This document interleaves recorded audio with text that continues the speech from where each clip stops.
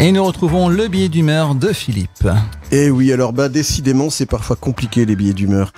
La semaine dernière, l'actualité culturo-mondéno-nécrologique ayant mobilisé tout ce que tout un chacun comptait comme neurones disponibles, et sur quels événements s'il vous plaît. En à peine plus de 24 heures, nous perdîmes qui un grand académicien pour les uns, qui une institution de la chanson française pour les autres, qui les deux à la fois. L'actualité de la semaine qui s'achève ne peut donc être qu'une mornitude plate et fade. Jugez plutôt dimanche, élection nette et sans bavure, et j'ajouterai sans surprise de Laurent le Magnifique à la tête de Les Républicains, du moins ce qu'il en reste et c'est pas fini, et en Corse, élection nette et sans bavure, et j'ajouterai sans surprise, au vu du score du premier tour, d'une majorité pro-autonomie, voire pro-indépendance. Bon. Lundi, inhumation de Johnny au cimetière de Saint-Barth, pour la plus grande tristesse de ses fans, pour qui ça va faire loin l'hommage sur sa tombe. Arnold Schwarzenegger arrive en Bélib à la mairie de Paris pour voir Anne Hidalgo. Une belle balade de santé pour l'Arnold, qui ne doit pas avoir trop de mal à se mouvoir lui, parce que par expérience, je peux vous dire que j'ai connu plus léger comme vélo qu'un Vélib. Le mardi, coup de tonnerre. Départ sans surprise de Les Républicains de Xavier Bertrand qui part bouder dans sa région des Hauts-de-France. Début du procès de Georges Tron, ancien secrétaire d'État à la fonction publique, accusé de viol en réunion et agression sexuelle. Ne pas en déduire pour autant que la fonction, fût-elle publique, crée l'orgasme.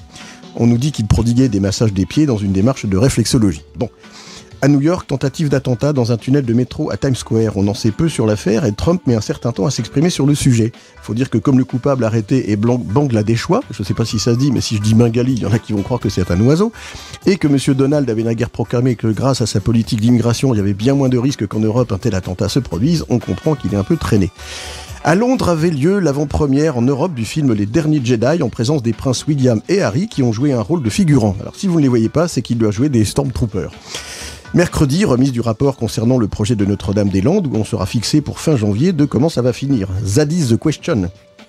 Une nouvelle affaire sort dans les milieux politiques en France où l'on apprend que M. Urvoas, ancien garde des Sceaux, aurait violé non pas une femme, lui, mais le secret professionnel, en informant M. Solaire, qui n'a rien, lui, d'un missile, de l'évolution d'une affaire de fraude fiscale le concernant, M. Solaire.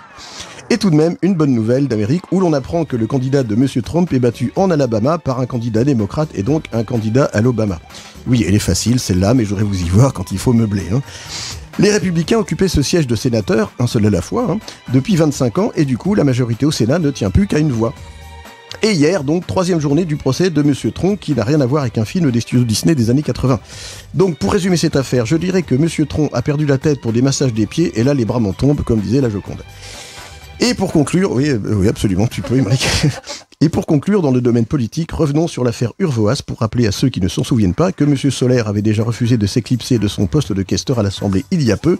Il avait résisté bec et ongle avant de devoir lâcher ce fromage et l'on s'était rendu compte alors que, bien qu'affable dans les médias, M. Solaire était loin d'être une crème.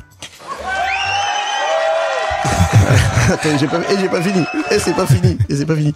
Enfin, côté médias et sexisme par-dessus le marché, on apprend que l'humoriste Tex ne présentera plus l'émission Les Amours suite à une blague très limite sur les femmes battues. Après Tex Avery, père de Droupy, Tex Aviré, père de claque. That's all, folks. Voilà, 2 chemises déchirées en 2 minutes. Non, pas les habits, pas les fringues. Quel succès! Pas les habits, enfin non. Faites évacuer la salle. Qu'il est fort quand même, qu'il est fort.